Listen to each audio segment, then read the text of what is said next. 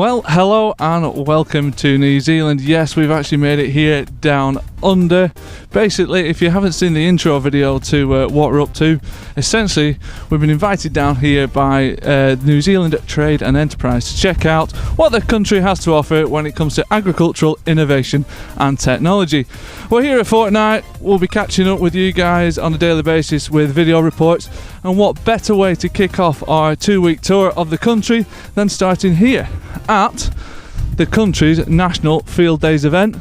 It's about a 5-day event, and I think it attracts about 130,000 people over the course of those 5 days, and what better place to catch up with several of the pioneering manufacturers from New Zealand. So without further ado, let's get stuck in, let's get in amongst it, let's get involved, and let's see what this country has to offer.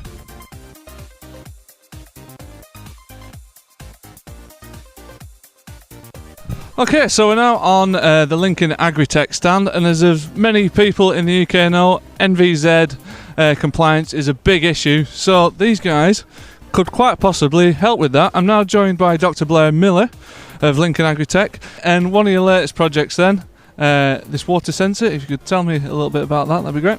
Okay, it's a nitrate sensor. In real time, the nitrates in groundwater. Essentially, New Zealand, as a lot of other countries, higher nitrate levels, primarily as a result of intensification of agriculture, and we've tried to develop a sensor point that allows farmers to actually directly impacts on groundwater and potentially help them their farming systems from the feedback the sensor provides to improve the situation slightly. So there's been technology similar to this in the market for some time, but it's come out of the price point has been probably unattainable for most farmers.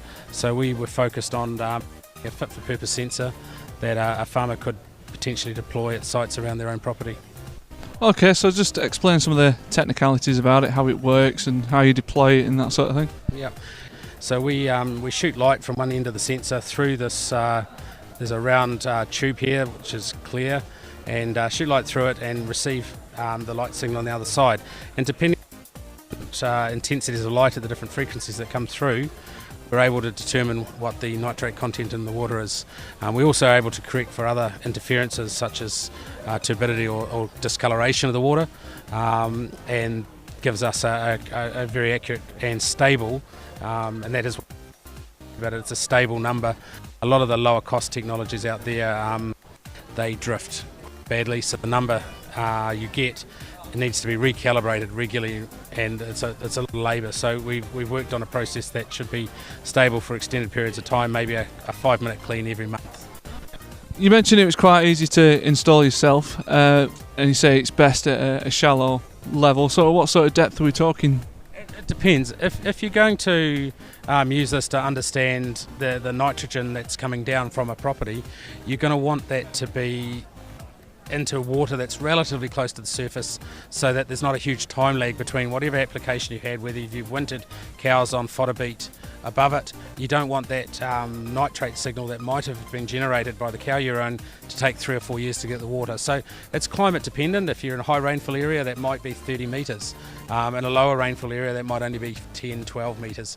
So a little bit site specific, and you know, every farm's different in their farming system, but every farm's different in their groundwater as well. So it has to be tailored and designed to suit. Okay, and what are the actual benefits to the farmer?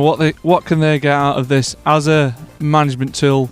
Presumably from the data they get back from it and the picture that they build up, hopefully they'd be then changing maybe fertiliser regimes, or it's essentially, it gives them the ability to get some feedback about the effects on the receiving groundwaters of their farming activity. Now, with all long-term data sets, the longer you get data for them, the more information you're able to glean, because you can look at different weather patterns, different seasons, different farming activities. So an example might be if a farmer has a light soil and a heavy soil, and he operates a winter feed system on the light soil, and then removes that into a cut and carry system, you might be able to see the effect and gauge, well, he had a beneficial effect from doing that, and therefore it's worth continuing on.